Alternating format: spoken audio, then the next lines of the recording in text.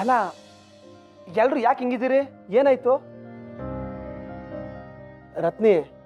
ಏನಾಯ್ತು ಅಂತ ನೀನಾದ್ರೂ ಹೇಳ್ಬಾರ್ದಾ?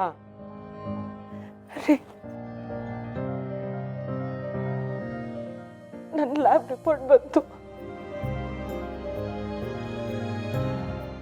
ನನಗೆ ಯಾವತ್ತೂ ಮಕ್ಕಳೇ ಆಗಲ್ವಂತೆ.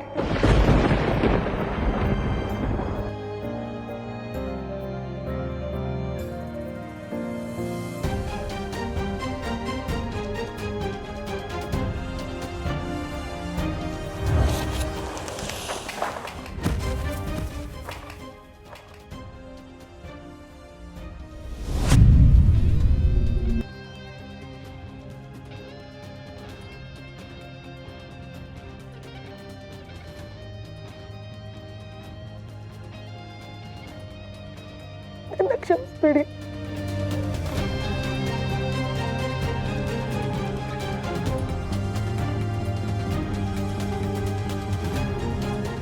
ನನ್ನ ಕ್ಷಮಿಸ್ಬೇಡ್ರಿ, ಕ್ಷಮಿಸ್ಬೇಡಿ. ಹೇ ರತ್ನಿ, ನೋಡು ಹಂಗೆಲ್ಲ ಏನು ಹೇಳ್ಬಾರ್ದು. ಮ್ಯಾಲೆ ಅಷ್ಟು ದೇವತೆಗಳು ಅಷ್ಟು ಅಂತಿರ್ತವೆ. ನಾವೇನೇ ಹೇಳಿದ್ರು ಅಷ್ಟು ಅಂದ್ಬಿಡ್ತವೆ. ಬಿಡ್ತು ಅನ್ನು ಹಂಗೆಲ್ಲ ಏನಿಲ್ಲ.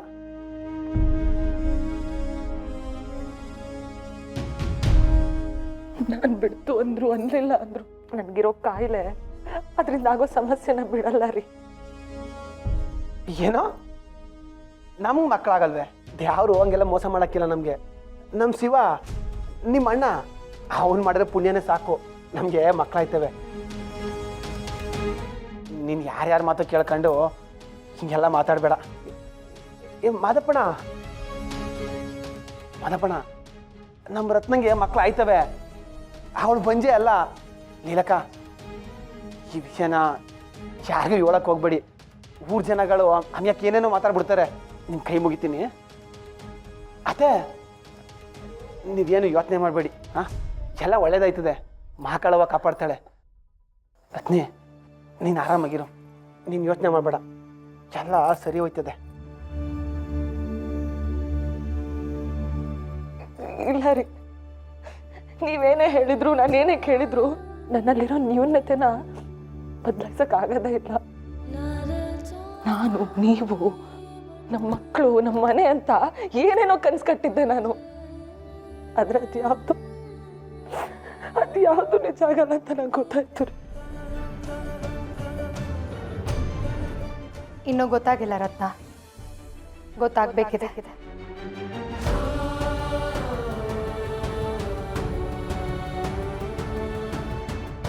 ಸತ್ಯ ಯಾವುದು ಸುಳ್ಳು ಯಾವುದು ಅಂತ ನಾನು ಹೇಳ್ತೀನಿ. ಏನು ಹೇಳ್ತಿದೀಯಾ ಪಾರ್ವತಿ? ಮುಚ್ಚಿಟ್ಟಿರೋ ಸತ್ಯನ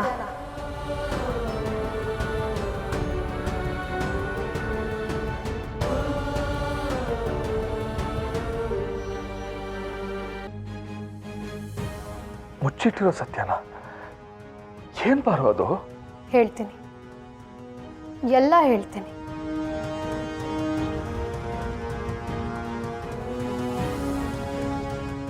ನಮ್ಮ ರತ್ನಂಗೆ ಮಕ್ಕಳೇ ಆಗಲ್ಲ.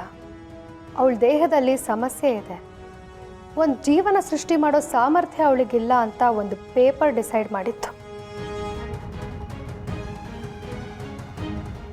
ಅದನ್ನೇ ನೀವೆಲ್ಲರೂ ನಂಬಿದ್ರಿ. ಅದೇ ನಂಬಿಕೆಯಲ್ಲಿ ನೋವು ಕೂಡ ಅನುಭವಿಸಿದ್ರಿ. ಅಯ್ಯೋ ಪಾಪ ಇವಳಿಗೆ ಹೀಗಾಗೋಯ್ತಲ್ಲ ಅಂತ ಎಲ್ಲರೂ ಕೂಗಿದ್ರಿ. ಆದರೆ ನಾನಿನ್ನೂ ಬದುಕಿದ್ದೀನಿ. ನನಗೆ ನನ್ನ ಆಜ್ಞೆ ಏನು ಅಂತ ಗೊತ್ತಿದೆ. ಅದಕ್ಕೆ ನಿಮ್ಮೆಲ್ಲರೂ ಮುಂದೆ ಬಂದು ನಿಂತು ಹೇಳ್ತಿದ್ದೀನಿ. ಅಪ್ಪ, ಕಿವಿನ ಅಗ್ಲ ಮಾಡ್ಕೊಂಡು ಕೇಳಿಸ್ಕೊಳ್ಳಿ. ನಿಮ್ಮ ಕೈಲಾಗಲ್ಲ ಅಂದರೆ ಛತ್ರಿ ಅಣ್ಣ ನಿಮ್ಮ ಪಕ್ಕ ಯಾವಾಗಲೂ ಇರ್ತಾರಲ್ಲ, ಸ್ವಲ್ಪ ಅಗ್ಲ ಮಾಡಿ ಇಟ್ಕೊಳ್ಳಿ, ಕೇಳಿಸ್ಕೊಳ್ಳಿ. ನಮ್ಮ ರತ್ನಂಗೆ ಮಕ್ಕಳಾಗೇ ಆಗುತ್ತೆ. ಅವಳಿಗೆ ಯಾವ ಸಮಸ್ಯೆನೂ ಇಲ್ಲ.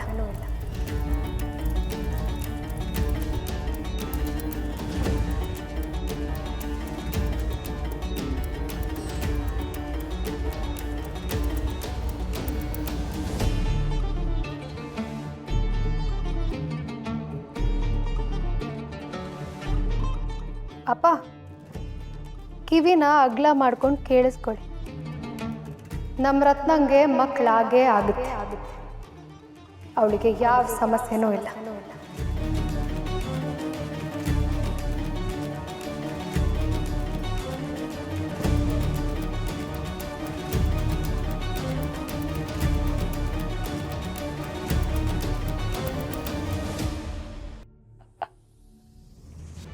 ಅದಕ್ಕೆ ಭೂಮಿಗೆ ಬಿದ್ದ ಬೀಜ ಹೆಮ್ಮರಾಗೋದು ಎಷ್ಟು ಸತ್ಯನೋ, ನಮ್ಮ ರತ್ನಂಗೆ ಮಕ್ಕಳಾಗುತ್ತೆ ಅನ್ನೋದು ಅಷ್ಟೇ ನಿಜ.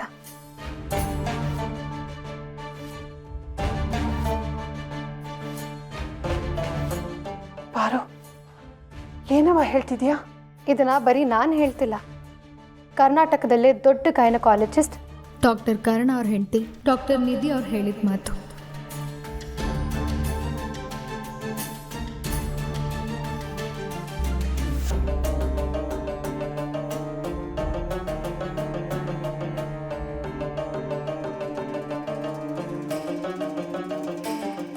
ಪಾರು ಏನು ಹೇಳ್ತಿದ್ದೆ ಪಾರು?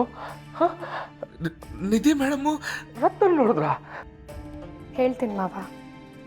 ನೋಡಿ, ನಮಗೆ ಊಹೆನೂ ಮಾಡೋಕ್ಕಾಗದೇ ಇರೋಂಥ ಈ ಥರ ರಿಪೋರ್ಟ್ಸ್ ಬಂದಾಗ ನಾವು ಗಾಬರಿ ಆಗೋದಲ್ಲ, ಬದಲಾಗಿ ಯಾವಾಗಲೂ ಸೆಕೆಂಡ್ ಒಪಿನಿಯನ್ ತಗೋಬೇಕು.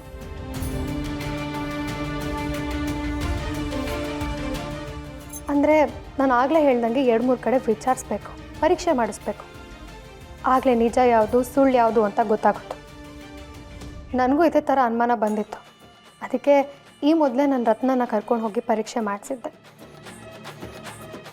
ರಿಪೋರ್ಟ್ಸ್ ಬಂದಿತ್ತು, ಆದರೆ ರಶ್ಮಿ ವಿಷಯ, ರತ್ನ ಹನಿಮೂನ್ಗೆ ಹೋಗೋ ವಿಷಯ, ನನ್ನ ಕ್ಲಿನಿಕ್ ವಿಷಯ ಎಲ್ಲ ಬಂದು ರಿಪೋರ್ಟ್ಸ್ನ ಪ್ರಾಪರಾಗಿ ನೋಡೋಕ್ಕಾಗಿರಲಿಲ್ಲ.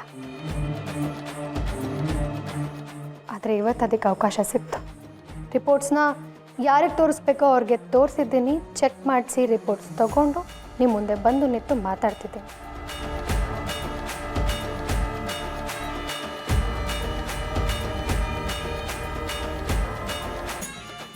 ನಾನು ಹೇಳ್ತಿರೋದು ನಿಜ, ನಮ್ಮ ರತ್ನಂಗೆ ಮಕ್ಕಳಾಗೇ ಆಗುತ್ತೆ.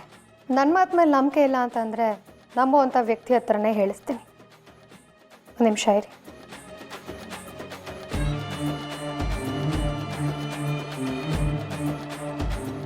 ನೋಡಿ ಅಲ್ಲ,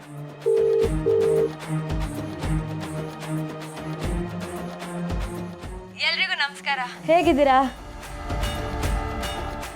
ನೀವು ನನ್ನನ್ನು ವಿಡಿಯೋ ಕಾಲಲ್ಲಿ ನೋಡ್ತಿದ್ದೀರಾ ಅಂದರೆ ನಿಮ್ಮ ಮನಸ್ಸಲ್ಲಿರೋ ಅರ್ಧ ಭಾರನ ನಮ್ಮ ಡಾಕ್ಟರ್ ಪಾರು ಅವರು ಆಲ್ರೆಡಿ ಕಮ್ಮಿ ಮಾಡಿರ್ತಾರೆ ಅಂತ ನನಗೆ ಗೊತ್ತು.